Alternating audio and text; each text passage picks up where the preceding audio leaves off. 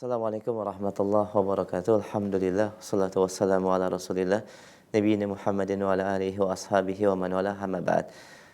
Pemirsa Roja TV dan pendengar Radio Roja yang dirahmati Allah Subhanahu wa taala. Alhamdulillah, di kesempatan pagi yang berbahagia ini kembali kita bertemu dalam kajian ilmiah dalam pembahasan muamalah yang disampaikan secara langsung oleh Ustaz Dr. Wandi Tirmizi hafizahullahu taala. Dan alhamdulillah kembali beliau telah hadir di studio di kesempatan pagi ini dan langsung saja kita mulai dalam pembahasan ini dan kepada Ustaz Fadil Mashkura. Jazakallah khair Ustaz. Assalamualaikum warahmatullahi wabarakatuh. Innal hamdalillah nahmaduhu wa nasta'inuhu wa nastaghfiruhu wa nastahdihi wa natubu ilaih. Asyhadu an la ilaha illallah wahdahu la syarika lah wa asyhadu anna Muhammadan abduhu wa rasuluh. Allahumma salli wa sallim wa barik ala hadzal nabiyil karim Muhammad ibn Abdullah wa ala alihi wa sahbihi wa man ihtada bihuda wa ba'du. Kaum muslimin, kaum muslimat, para pemirsa Roja TV dan para pendengar di Roja yang dimuliakan oleh Allah Subhanahu wa taala. Kembali kita melanjutkan pembahasan muamalah dari kitab Zadul Mustaqni'. Zadul Mustaqni' fi ikhtisar al-Muqni' karya dari Al-Imam Al-Muwaffaq Ibn Qudamah, ulama mazhab Hambali pada abad ke-6 Hijriah. Ya. Sampai kita pada pembahasan Fadl Syaitan wal Mushafa. Qala al-mu'allif rahimahullah wa ta'ala wal mushafa wal maitata wa sarjina najas. Wal mushaf Wal mushaf. Ya. Di antara barang yang tidak boleh diperjualbelikan, dan ini mazhab Hambali, berbeda dengan jumhur para ulama. Sebagian para ulama memakruhkannya, dan ini mazhab Syafi'iyah dan Malikiyah, dan pendapat yang terkuat dalam ini adalah pendapat Hanafiyah yang mengatakan tentang jual beli mushaf hukumnya mubah. Dalam mazhab Hambali, jual beli mushaf, yaitu jual beli Al-Quran yang sudah dicetakan Al-Quran, ya, beliau mengharamkannya. Berdasarkan asar dari Ibnu Umar radhiyallahu ta'ala anhuma, diriwayatkan dari Ibnu Syaibah dalam musannaf, Abdul Razzaq dalam musannafnya dari Ibnu Syaibah, bahwasanya beliau mengatakan wadidtu an tuqta'al aidi bi bai'ihi. Aku berkeinginan orang yang menjual mushaf mendapatkan uang dari penjual mushaf sama dengan maling, maka tangannya harus dipotong. Ini pendapat beliau, dan pendapat ini tidak didukung orang ulama pun, kecuali Syekh Muhammad sallallahu alaihi wasallam mengatakan bahwa beliau menganggap ini dalam kondisi tertentu, di mana di waktu masa beliau, kalaulah jumlah mushaf sedikit karena ditulis dengan tangan, kalaulah boleh dijual, dijual belikan, maka dia menjadi suatu jual belian yang mahal sekali harganya, dan menyebabkan memberatkan orang. Ya. Maka kata Syekh, dari min haitsu al-asar wal nazar, dari sisi dalil dan sisi dalil akli, bahwa yang terkuat dalam pendapat ahli ini adalah pendapat jumhur para ulama yang membolehkan menjual belikan mushaf. Dan ini mutawaras, jual beli mushaf boleh mulai dari masa sahabat, kemudian para ulama setelahnya, kemudian sampai masa sekarang dibolehkan jual beli mushaf. Tidak ada satu mazhab pun yang mengharamkannya, dan wallahu ta'ala alam, ini pendapat yang terkuat. Wal mushafa wal maitata. Maitah adalah bangkai, ya, bangkai dari hewan yang boleh dimakan kemudian mati tidak dengan cara disembelih dengan penyembelihan syar'i. Penyembelihan syar'i dengan dipotong wadajain, dua urat di lehernya, kemudian dengan mari, yaitu saluran makanan, kemudian saluran pernapasannya dipotong, ya, jadi disembelih, ya. Bila hewan tersebut mati dengan tidak cara disembelih, maka otomatis dia adalah bangkai, ya. Kecuali ada beberapa jenis hewan yang dibolehkan walaupun dalam keadaan bangkai. Uhillal lana maitatani, dihalalkan kata Rasulullah SAW untuk kita dua bangkai, bangkai ikan dan bangkai belalang. Nah, maka ikan gak pernah orang nyembelih ikan kan, ya. Walaupun dia mati boleh dimakan, tidak mesti ikan harus hidup, ya, didapatkan dalam mati dan tidak sembelih boleh dimakan, ya. Kecuali sebagian para ulama mazhab Hanafiyah memakruhkan ikan yang mati ngapung. Karena menurut penelitian mereka, Masya Allah, mereka ahli ikan. Ikan yang mati ngapung itu bukan mati barusan. Karena biasanya hewan yang mati di air, manusia juga begitu, Masya Allah. Kalau tenggelam, tidak langsung dia ngapung. Berada dulu di bawah dasar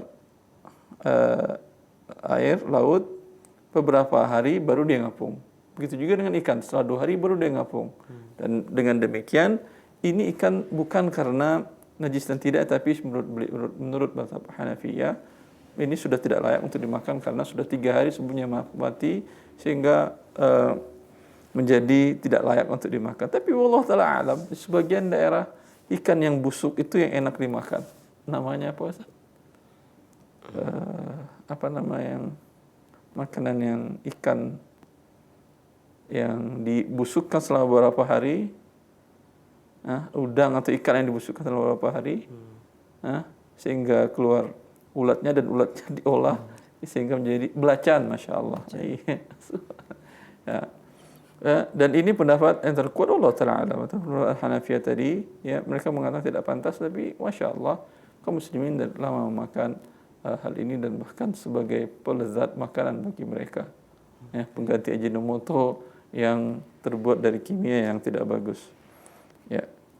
Ini kemudian hewan yang tidak mengalir di tubuhnya darah, ma laisa lahu nafsun sa'ilah, ini juga dikecualikan bangkainya boleh.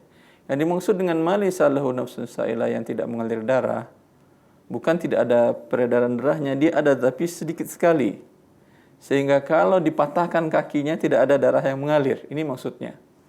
Bukan tidak ada darah. Nyamuk umpamanya ada tepuk ada darahnya kan.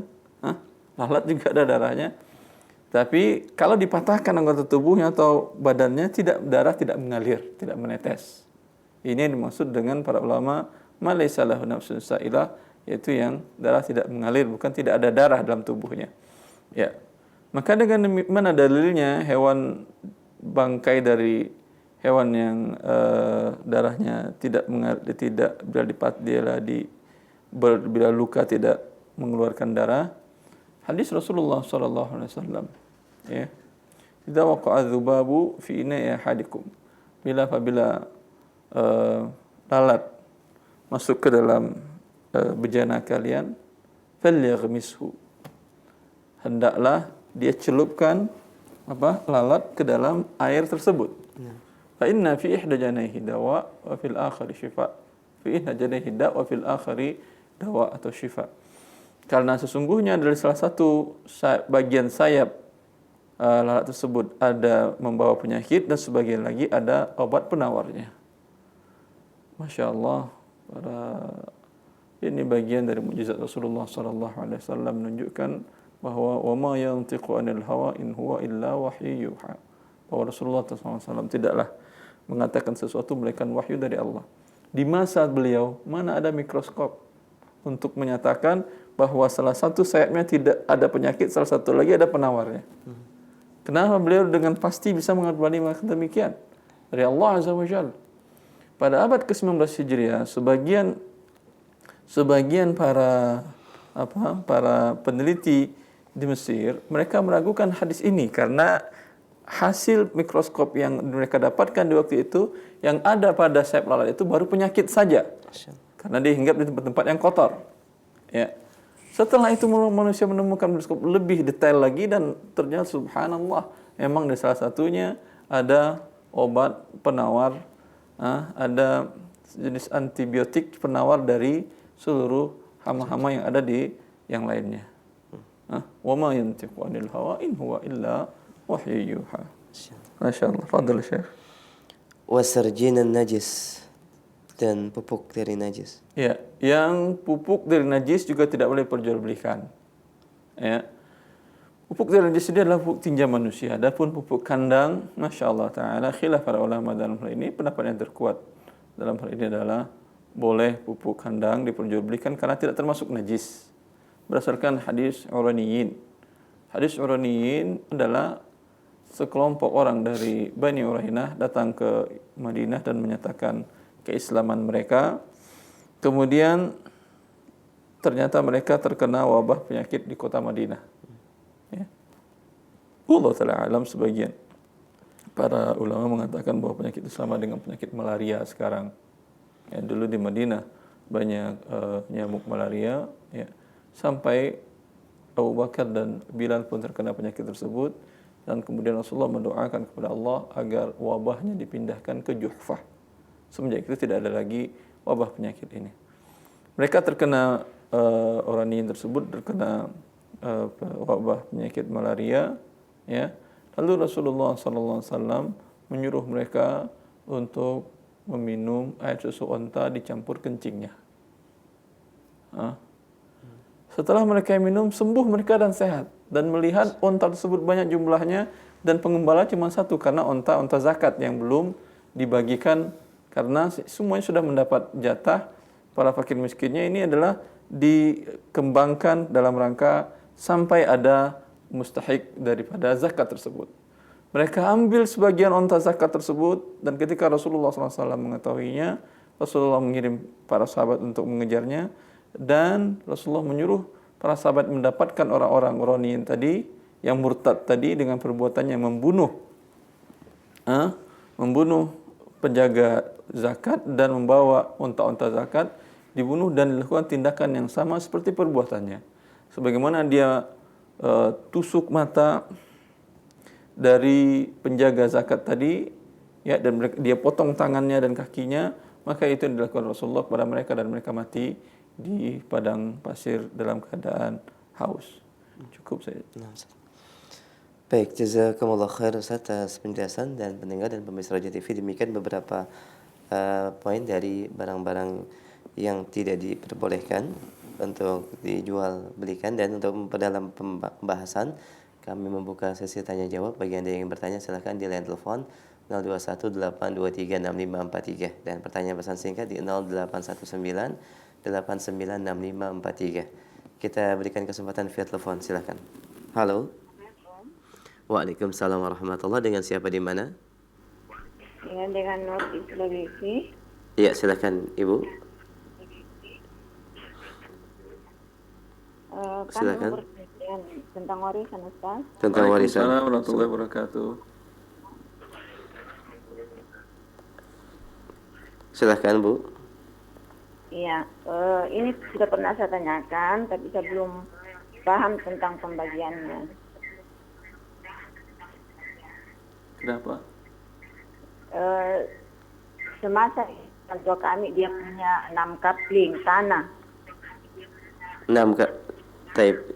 Siapa yang meninggal Bu sebelumnya? Ayah yang sudah meninggal. Meninggalkan apa saja? Iya, semasa hidup ayah, dia jual 1 kapling untuk pernikahan saudara kami yang laki-laki. Kemudian setelah ayah meninggal, 2 orang kakak kami yang laki-laki juga dinikahkan dan menjual tanah kapling yang ada juga. Jadi sisa tanah yang ada sekarang itu 3 kapling. Kami bersaudara 6, 3 laki-laki dan 3 perempuan. Kemudian kakak ini membagi tanah yang ada, memberikan kepada perempuan 1 kapling. Ya, jadi untuk warisan setelah ayah kami meninggal, untuk laki-laki tidak dapat bagian lagi. Jadi dia membagi rata untuk perempuan yang ada saja, ini yang 3 kapling. Dan saya mendengar dari penjelasan Ustaz bahwa laki-laki harus 2:1. Nah, yang kami mau tanyakan bagaimana pembagiannya ini Ustaz agar sesuai dengan syariat. Iya Ibu. Yang dilakukan oleh kakak Ibu yang laki-laki paling tua Ibu ya. Yang membagi-bagi siapa tadi? Iya, kakak yang kedua. Yang kedua, maka Iya. perbuatan dia melanggar syariat Allah Azza wa Jalla. Maka ulang hitung lagi. Iya, makanya itu Ustaz kami mau ulang bagi. Ya ulang lagi, Masya Allah. Hitungan ulangnya setelah Bapak wafat, apa yang ditinggalkan Bapak? Adapun 5 ketika kali. sebentar dulu Ibu. Adapun ketika Bapak hidup, apa yang sudah dihibahkannya kepada ada anaknya, itu sudah selesai sudah. Yang belum dapat, bersabar saja. Iya. Ya. Tinggal sekarang sisa tanahnya ini berapa semua harta Bapak dibagi dengan cara laki-laki 2 bagian, mereka 3. Berarti menjadi 6.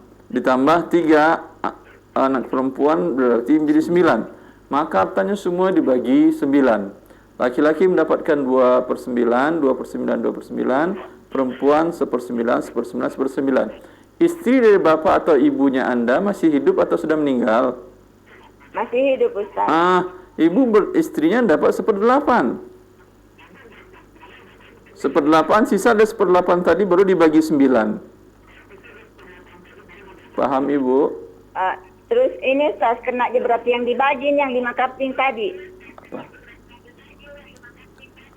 Bagaimana Kenapa yang Ibu? Yang 5 kapling Ustaz. Karena kan setelah ayah meninggal itu masih ada 5 kapling. Yang 5 kapling itu yang dibagi.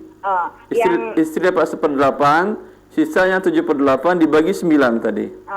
Tapi itu kan Ustaz yang 2 kapling juga sudah dijual, jadi tetap itu dihitung. Pada saat Bapak meninggal, 2 kapling itu dijual. Iya, setelah Bapak meninggal. Siapa yang jualnya? Untuk ini juga orang tua juga, karena kan untuk pernikahan kakak juga. Itu setelah orang tua meninggal? Iya, setelah Bapak meninggal. Tidak boleh dijual-jual dulu, dibagi dulu waris masing-masing kemudian baru menjual. Iya Ustaz, kami mau Maka balik. kakak yang Gimana menjual tadi, pembagiannya, Ustaz? maka kakak yang memakai tadi untuk pernikahan dia harus menghitung kembali uangnya dan diserahkan dan dibagikan dengan seperti yang tadi. Ibu 1/8, sisanya untuk saudara laki-laki, saudara perempuan 2/1. Nah. Begini Ustaz ya, kami memang mau bagi, terus bagaimana dengan harganya? Harganya pada saat dia Waktu dijual itu Ustaz. berapa harganya? Masih harga 40 juta dengan 20 juta. Sekarang kira-kira berapa harganya? Sekarang yang 3 kapling itu sudah dihargakan 80 juta. Berarti 100% ya, 50% ya. 50% dia mengembalikan seperti harga lama ditambah setengah lagi. Berarti dia mengembalikan harga lama, berapa tadi? 40 dengan 20, 60. Iya. Sekarang Iya. menjadi 80 gitu ya. Iya. Beda cuma 20. Kalau cuma beda 20 tidak. Tetap dia kembalikan seperti harga 60 saja. Oh, berarti yang 20 dikembalikan, dihitung sekarang 60. Iya, tetap 60 juga tanpa ada pertambahan. Yang ada pertambahan itu kalau umpamanya penurunannya besar sekali sampai lebih 70% atau 60%. Ini penurunannya cuma 50%, tetap dibagi, tetap dia kembalikan seharga waktu itu. Paham Ibu? Insyaallah. Oh, berarti yang itu dulu Ustaz tetap dihitung 60 juta yang 2 ini. Iya. Iya. Terus ditambah lagi dengan 240 juta. Enggak. Tetap hanya 60 saja tanpa ditambah. Enggak kan yang 3 kapling ini Ustaz. Pada kapling iya. Ya, yang 3 kapling ini kan sekarang harganya sudah 80 juta. Per kapling. Iya. Berarti 3 kapling 240. Iya, benar, Bu. Oh. Cukup, Jadi yang, Bu? berapa yang saya hitung ini Ustaz untuk dibagi? Untuk si istri ibu 1/8, istrinya bapak. Maaf Ustaz, untuk harganya Ustaz. Untuk harganya. Perkirakan harganya berapa seluruhnya, Iya. dibagi 1/8 berapa dari harga itu. Iya. Iya. Oh, Cukup, berarti Ibu, yang ya? lalu itu kan 60 yang 2 kapling. Cukup saya. Iya, cukup Bu ya. Nanti Terus yang ditafsirkan dia saja. Atau kalau yang jelas nanti Iya. bisa dihubungi saya. Nanti Ibu karena- tafsirkan saja harganya, Iya. tapi secara kaidah tadi disampaikan oleh Ustadz demikian ya. Pembagian persentasenya. Taib, kurang lebih demikian. Nanti untuk penjelasan mungkin Ibu bisa hubungi kembali. Taib, demikian pendengar dan pemirsa Roja TV, kita berikan kesempatan kembali secara telepon di 0218236543. Silakan. Halo, assalamualaikum. Waalaikumsalam warahmatullah. Dengan siapa di mana? Rahmat dari Singkawang. Silakan, akhi. Ya. Assalamualaikum, Ustaz. Assalamualaikum Assalamualaikum warahmatullahi warahmatullahi wabarakatuh. Iya, saya perlu tanyakan, Ustaz. Kalau ada wasiat dari orang tua,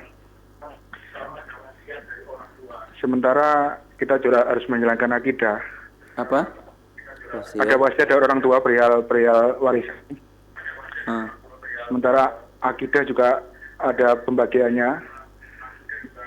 Apa? Maksudnya akidah gimana, Pak? Sesuai syariah kan ada pembagiannya. Iya, itu bukan akidah. Terus fikih, Iya. secara fikih. Ah. Iya. Yang harus diikuti yang mana, Ustaz? Yang diikuti firman Allah Subhanahu wa taala pembagian waris, yusikumullahu fi auladikum lidzakari mislu hadzil unthayaini. Kata Allah Subhanahu wa taala dalam surah An-Nisa ayat 10 dan 11 dan 12, Allah jelaskan tentang pembagian waris rinci. Yang diikuti adalah Al-Qur'an, bukan wasiat bapak. Oke. Baik, terima kasih Ustaz penjelasannya. Allah barik fiik wa rahmat. Assalamualaikum. Waalaikumsalam warahmatullahi wabarakatuh. Jazakallah khair Pak Rahmat, barakallahu fiik. Kami berikan kesempatan kembali, silahkan di line telepon 0218236543. Iya, halo. Assalamualaikum. Waalaikumsalam warahmatullahi. Dengan siapa Bapak di mana? Dari Musoleh dari Magelang, Pak Ustaz. Baik, Bapak Soleh, mohon maaf dikecilkan dulu volume suara TV atau radionya Pak, ada feedback. Monitor via telepon saja. Ya, silahkan. Mohon maaf, ini saya akan pedagang online tanaman, Pak Ustaz. Masya Allah. Ya. Yang saya tanyakan, pertama kan saya tidak mungkin menyetok barang yang jumlahnya banyak, terus ukurannya juga banyak sekali.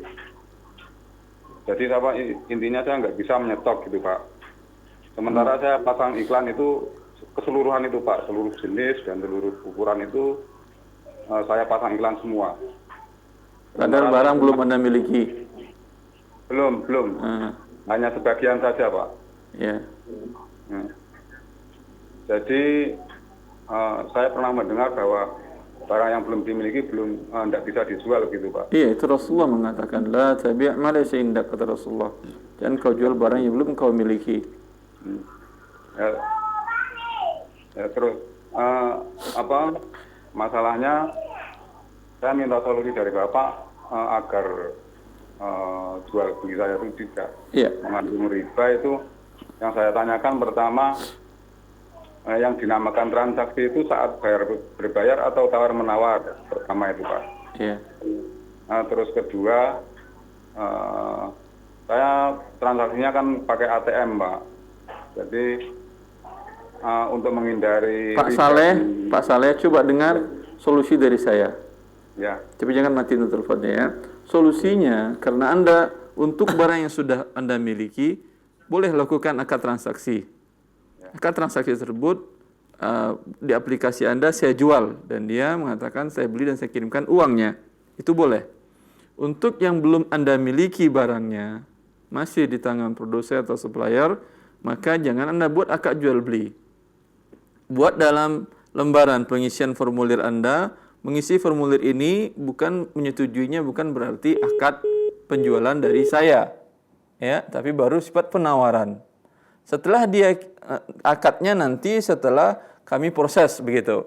Setelah dia mengirimkan akad penawaran tadi, Anda ambil barangnya dan miliki.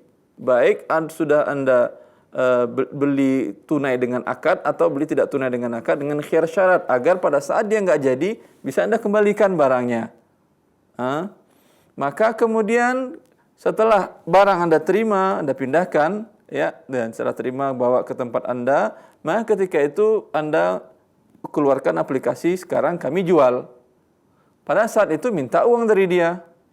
Ini solusinya. Solusi selanjutnya adalah dengan akad salam. Boleh, tapi dengan cara dia mengirim uang cash di awal, kemudian Anda jual dengan spek perkiraan begini, gini. Kemudian setelah itu Anda kirimkan barangnya. Ya. Dengan kondisi biasanya kalau akad salam lebih murah harga daripada akad yang tunai tadi. Wallahu ta'ala a'lam. Untuk rincinya ada di buku Harta Haram, saya jelaskan tentang jual beli melalui online ini. Solusi syar'inya ada. Baik, jazakallahu khair. Dan terkait dengan akad salam, walaupun barang belum jadi ada di tempat kita, tidak masalah Ustaz. Tidak masalah. Baik. Kami berikan kesempatan kembali sebelum kami angkat dari pesan singkat. Silakan di 0218236543. Halo. Halo. Ya. Iya. Ini mau nanya. Dengan siapa Bapak di mana? Sebelumnya Assalamualaikum. Dari Abdul Hamid dari Jambi. Silakan Bapak Abdul Hamid. Nanya tentang pembagian zakat tentang hasil pertanian palawija. Hasilnya apa, Pak? Bapak tanam apa? Misalnya 40 ton per hektar. Beras. Itu tanaman sayuran. Sayuran tidak ada zakatnya, Pak. Oh, jadi walaupun jumlahnya besar nggak ada zakatnya, Pak? Ya, tapi kalau jumlahnya besar, 40 ton berapa hasil penjualan rupiahnya itu? Itu harga rata-rata 4.000. Kali 40 ton berapa? Harganya kalau harga lumayan itu 4.000 sampai 2.000. Iya, 4.000 dikali 4 ton berapa jadi rupiahnya? 4 kali 4, 160 juta. 60 juta sampai nisab. Tapi nisab perniagaan. Bukan nisab dari pertanian. Oh. Ketika Bapak kan tujuannya untuk dijual. Iya. Berarti zakatnya zakat perniagaan. Oh. Yaitu 2,5% dari hasil perniagaan dari penjualan tadi itu dizakatkan bila sampai 45 juta. Jadi kalau 160 juta 2,5% ya, Pak? Iya, dikeluarkan berikan kepada fakir miskin. Oh. Iya, Pak. Tidak menunggu haul Ustaz. Tidak. Perniagaan ngitungnya begini caranya Pak siapa namanya? Abdul Hamid. Pak Abdul Hamid. Kapan mulai usaha penanaman sayuran ini? Umpamanya di awal bulan Syawal. Ketika di bulan Syawal, modal yang ditanamkan untuk menanam dan macam sampai 45 juta apa tidak? 160 juta tuh dengan dipotong modal baru dizakatin, Pak. Sebentar, saya sampaikan cara menghitungnya. Ketika mulai usaha, itu modalnya berapa dulu Pak yang untuk ditanamkan beli bibit dan pupuknya? Kalau total modal itu sekitar 40 juta, Pak. 40 juta belum sampai. Ketika pada panen yang pertama dapat uang 160 umpamanya ya. Ketika 160 baru sampai nisab. Sampai nisab atau sampai haul. Sudah wajib zakat pada panen pertama belum? Ya. Ya, nunggu setahun panen ke depan. Yang panen ke depan setahun ke depan ini terkena zakat sudah. Bapak sudah berapa lama bisnis di sini? Usaha di sini, Ya. Pak? Udah 5 tahun. Udah 5 tahun. Berarti pada tahun keempat dikeluarkan zakatnya. Pada tahun kedua dikeluarkan zakat dari penjualan 2,5%, tahun ketiga 2,5%, tahun keempat 2,5%, tahun kelima 2,5%. 4 kali aja. Dalam satu tahun itu 3 kali musim tanam, Pak. Ya, dalam 1 tahun tadi berapa sisa uang akhir Bapak? Kan tadi sebut 1.460. Nanti diputar lagi, dipakai lagi. 3 bulan lagi, panen lagi, kepakai lagi uangnya. Pada akhir tahun masih sampai uang 45 juta di tangan Bapak atau tidak? Ya, lihat keadaan lah, Pak. Kadang harga tidak menentu. Kalau pada saat masih terkena zakat. Hamba Pak Abdul Hamid, pada saat itu berkurang tidak ada zakat. Nisabnya berapa jumlahnya, Pak? 85 gram emas atau 45 juta. Oh, 45 juta. Iya. Pada saat pada waktu itu Bapak masih ada uang 45 juta, keluarkan udah 0,5%. Iya. Berarti per tahun bukan per panen, Pak. Bukan per panen per tahun. Kalau per panen Karena yang dia sudah mencapai zakatnya bukan zakat pertanian. Kalau zakat pertanian iya, wa atu haqqahu yauma hasadihi kata Allah. Keluarkanlah zakatnya pada saat panen, itu untuk makanan pokok.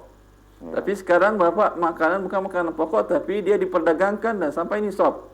Iya, iya. Ya, maka zakatnya zakat perniagaan. Sama juga seperti orang yang mempunyai kelapa sawit, yang jumlah hasilnya mungkin bisa ratusan juta seperti Bapak tadi, akan tetapi tidak ada zakat per panen per 2 minggu. Panennya kan per 2 minggu kan, tapi zakatnya zakat perniagaan per tahun. Ya, Pak. Jelas Abdul Hamid? Assalamualaikum. Salam wabarakatuh. Waalaikumsalam warahmatullahi wabarakatuh. Jazakallah khair Pak Abdul Hamid, barakallahu fiik. Kemudian kami berikan satu kesempatan kembali via telepon di 021 823 6543. Silakan. Halo. Halo, Assalamualaikum. Waalaikumsalam warahmatullahi. Dengan siapa di mana Bapak? Dengan Acil dari Bekasi. Silakan Pak Adi. Saya ada investasi dengan tante saya berupa pasir. Apa? Investasi. Investasi pasir. Nah, Maksudnya investasi pasir itu gimana? Setiap bulan saya mendapatkan keuntungan pasti 1 juta rupiah. Maksud investasi pasir itu apa? Saya investasi bayar ikut modal, Ustaz. Anda menyerahkan rupiah Betul, Ustaz. kepada Bibi. Iya, Berapa angkanya? 18.500.000. Iya, terus Setiap bulannya saya mendapatkan keuntungan 1 juta. tetap 1 juta. Tetap 1 juta. Walaupun dia rugi usaha pasirnya. Selama ini dia bilang nggak pernah rugi. Dia nggak pernah rugi. Kalau umpamanya hasil pasirnya lebih daripada 1 juta, tetap dapat 1 juta aja. Betul, 1 juta. Ini tidak boleh investasi dengan cara seperti ini. Ini adalah riba. Kemudian nanti modal Anda dikembalikan tanpa ada perkurangan, Betul, Ustaz. walaupun rugi. Betul. Ini namanya riba, bukan investasi. Maka katakan kepada tante, kita robah bentuk akad transaksinya. Bukan investasi, uang saya serahkan, uang saya tetap, tidak. Tapi sekarang usaha tante semuanya, usaha Bibi umpamanya berapa aset semuanya? Dia katakan 100 juta. Gitu ya. Ya. Lalu dia ingin pertambahan modal. Ya udah, saya masukkan pertambahan modal saya 18 juta. Ya, berarti saya memiliki dari aset Bibi adalah sekitar 18%. Ya. Paham, Alif? Nanti di akhir tahun hitung semua uang dan asetnya naik menjadi 200 juta umpamanya. Nah, maka Anda mendapatkan keuntungan 100% yaitu 18 juta lagi. Itu yang boleh. Andai umpamanya 100 juta tadi dari aset berkurang menjadi 50, uang Anda pun berkurang menjadi 9 juta karena perkurangnya 50%. Jelas? Jelas. Ini menjadi halal. Adapun dengan cara yang tadi 18 juta, kemudian uang Anda nanti dikembalikan lagi kapan Anda minta, kemudian setiap bulan Anda bertambahan 2 juta, maka ini ada akadnya pinjaman yang mendatangkan manfaat, hukumnya adalah riba. Wabillahi taufik. Ustaz, halo. Ya. Misalnya itu kan harusnya persentase ya, Ustaz. Ya. Nah, kalau seandainya tantenya bilang repot ngitungin perintilannya karena untungnya tidak Kalau terlalu besar repot juga. jangan investasi di dia. Nggak ada yang repot. Oke. Bilang, kalau repot saya nggak mau, yang repot di akhirat saya masuk neraka, saya nggak mau. Iya, Ustaz. Lebih repot masuk neraka daripada menghitung yang tadi. Nggak ada repot ngitungnya. Ya. Baik. Makasih, Ustaz. Allah barik fiik, Assalamualaikum. akhi. Assalamualaikum.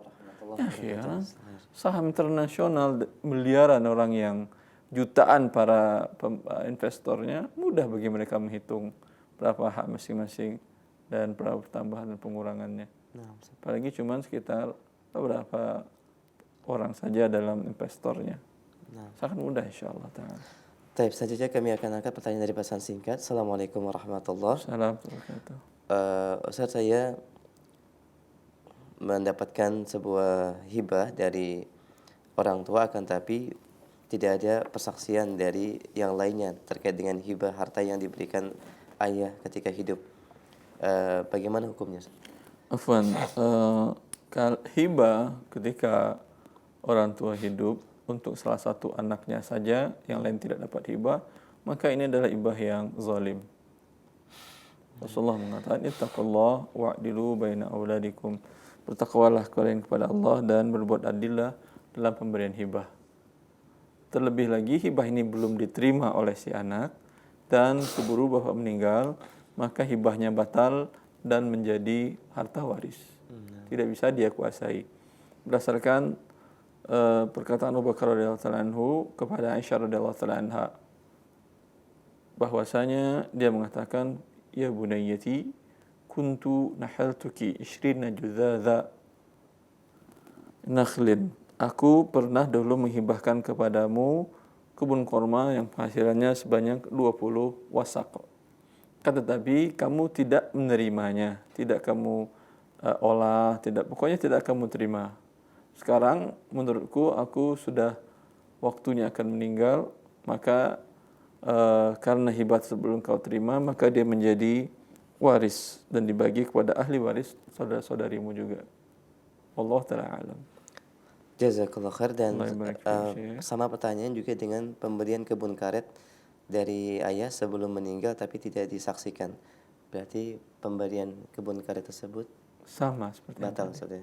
Batal bila belum diserah terimakan pada saat hidup ayah kepada anaknya, batal. Baik. Baik, jazakumullah khair. Kami angkat kembali pertanyaan berikutnya. Assalamualaikum warahmatullahi wabarakatuh. Assalamualaikum. Iya. Bagaimana hukumnya berhutang dengan bank untuk membuat rumah atau membeli ladang, Ustaz? Halal atau haram, Ustaz?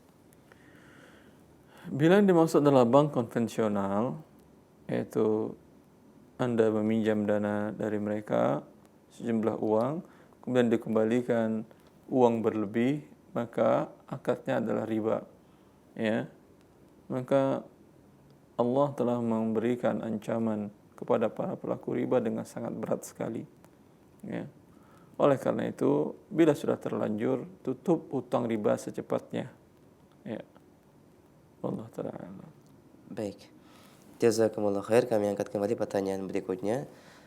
Assalamualaikum warahmatullahi wabarakatuh. Afwan Ustaz, pembagian hasil keuangan syariah 50%, 50% untuk nasabah dan 50% untuk pengelola. Yang menjadi pertanyaan, yang dimaksud pengelola ini siapa ya Ustaz? Apakah pemegang saham atau pimpinan kantor dan karyawan? Lembaga keuangan syariah maksudnya adalah bank. Nah, Ustaz.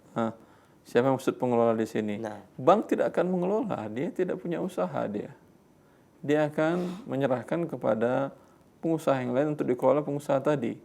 Maka statusnya adalah mudharabatul mudharib.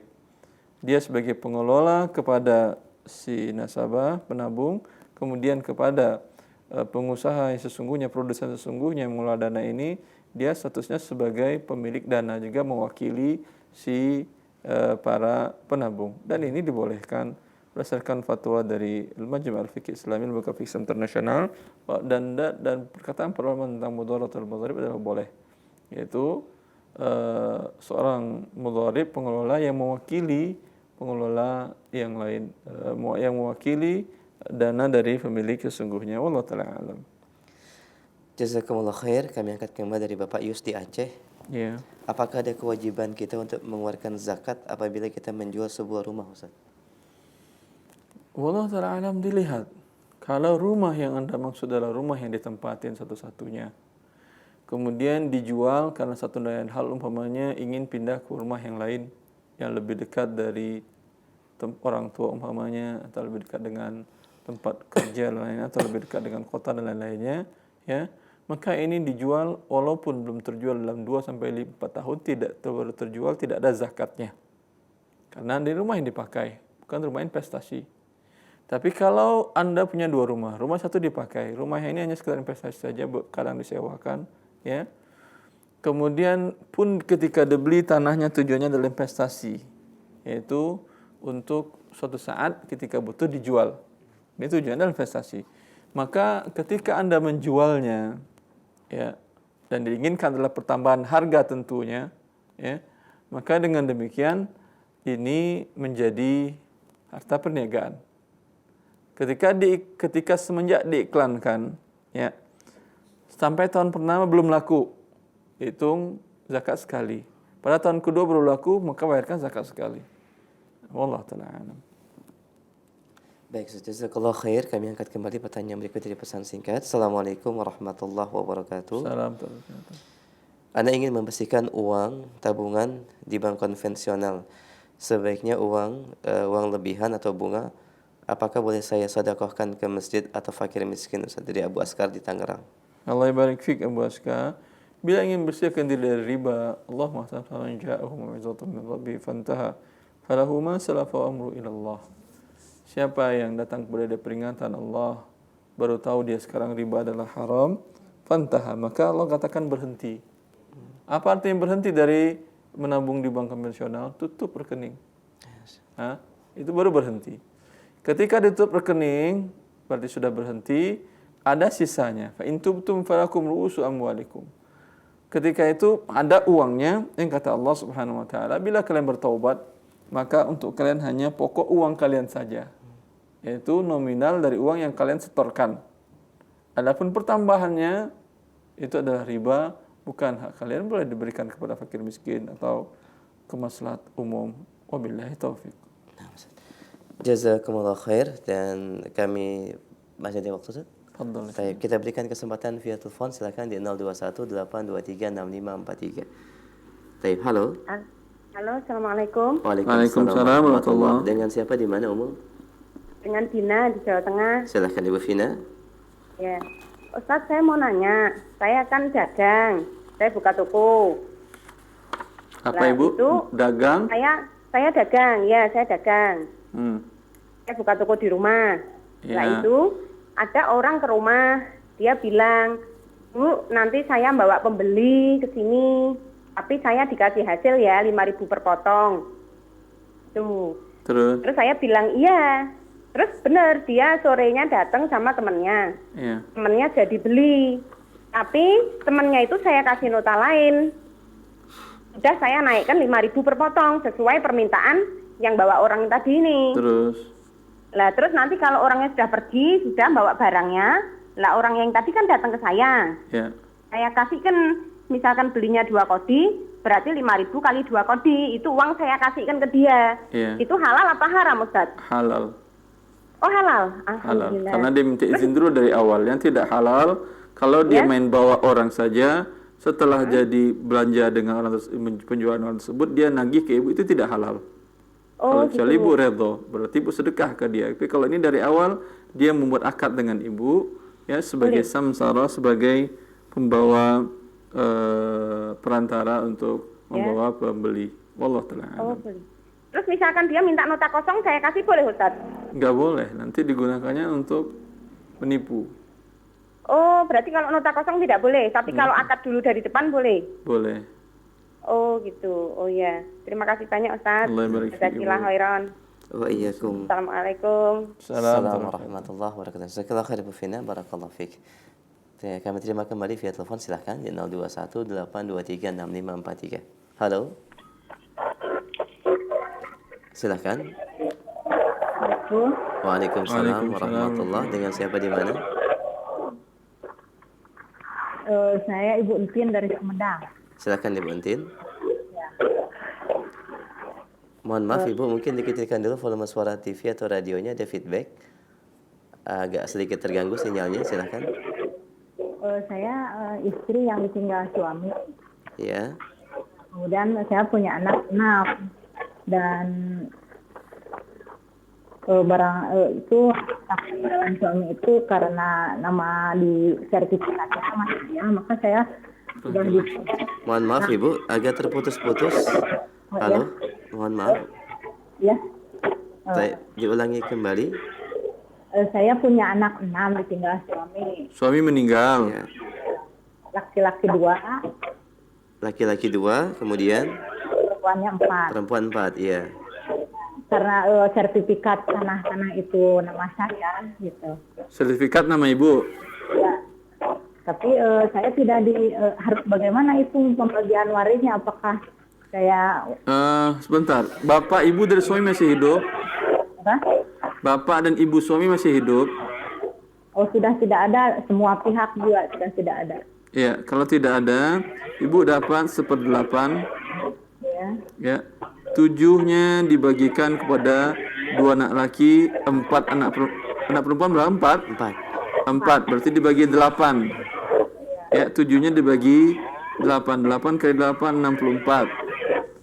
64 berarti ibu dapat 8 per 64. Kemudian anak laki-laki dapat 14 per 64. 14 per 64. Anak perempuan dapat 8 per 64. 8 per 64. 8 per 64. Sertifikat atas nama ibu, suami pernah menghibahkan atau tidak?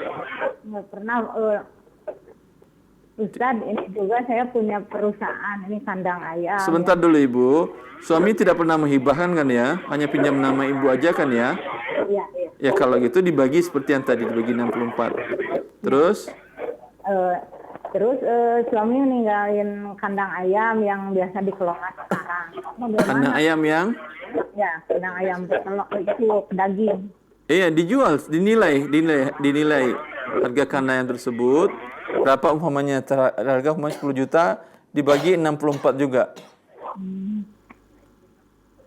Tapi ada anak yang masih ini ada 2 lagi yang harus dibiayain itu. Iya, biaya anak dari kan dia dapat itu. Anak laki-laki dapat 14, andai umpamanya semuanya 640 juta, anak laki-laki dapat 140 juta. Semua biaya hidup dia sampai dia balik pakai uang itu. Tidak perlu ibu harus repot kesana kemari. Walaupun dia masih harus dibiayai sama ibu. Bukan biaya dari ibu, biaya dari warisnya dia. Dia kan punya harta sekarang itu ibu. Paham? Dia kan kalau anak laki-laki tadi 14 per 64. Kalau semua harta suami tadi ada 64 juta, 640 juta, berarti 140 juta milik anak laki-laki. Maka biaya hidup semua anak itu udah dari situ semuanya. Nggak perlu ibu harus pusing-pusing untuk mencari biaya hidup. Dikira kan yang udah besar itu udah pada sekolah, dia sudah sarjana. Saya sekolahkan dulu yang kecil-kecil sampai dia dapat gelar Tidak. itu. Yang sudah sekolah tadi dia kan juga butuh usaha, butuh modal. Maka dari waris ini berikan kepada dia. Itu perkiraan semua waris suami berapa nilai rupiahnya ibu? Apa? Iya. Belum dihitung karena itu tadinya saya. Ya silakan dihitung, insya Allah cukup. Kalaupun kurang, setelah itu baru minta bantuan kakak-kakaknya atau saudara-saudaranya yang bisa membantu. Gitu. Ya. Oh, iya. Terima kasih Ustaz. Baik fiik ibu. Baik. Jazakallah khair buntin, barakallah fiik. Dan mungkin pertanyaan ibu, pertanyaan terakhir kami di kesempatan pagi ini sebagai ikhtitam, Ustaz, silakan. Iya. Semoga Allah Subhanahu wa taala memberikan kepada kita semuanya pemahaman dalam dirinya, terutama permasalahan harta. Bila satu dan lainnya anggota keluarga tidak mengerti syariat dalam masalah harta, baik cara mencarinya, cara pembagiannya, cara mendistribusikannya, maka kehancuranlah yang akan diderita oleh manusia tersebut. Semoga Allah menyelamatkan kita dengan bimbingan Quran dan Sunnah Rasulullah SAW. Semoga bermanfaat. Assalamualaikum warahmatullahi wabarakatuh.